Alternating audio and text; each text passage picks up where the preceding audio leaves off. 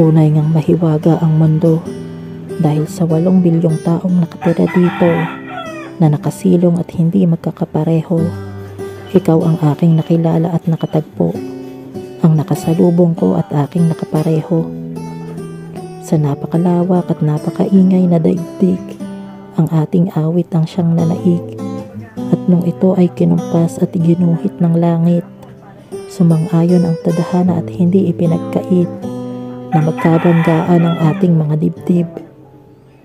Ako man hanggang ngayon ay napapaisip at halos araw-araw napapatanong kung bakit, paano na ang isang panaginip natupad na lang sa isang saglit at hindi na lang isang kathang isip.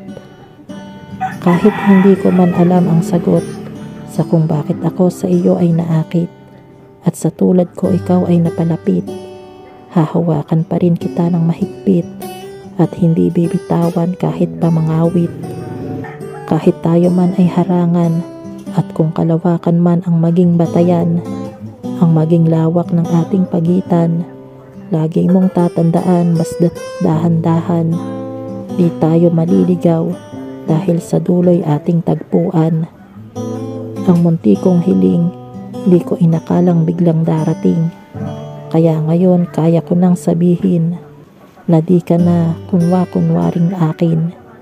Dahil ang isa't isa ay totoong mahal natin. Ang bulalakaw na napadaan lang, paano kaya nangyaring sa akin agad na patingin na kahit sa dami ng libo-libong mga bituin, naging espesyal ako sa iyong paningin, sa kabila ng napakasimple kong ningning.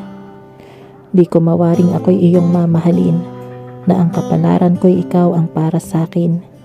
Aaminin ko dalakin kita na makapiling, at ngayon kahit sadya lang ang iyong pagdating, pangako habang buhay rin kitang mamahalin.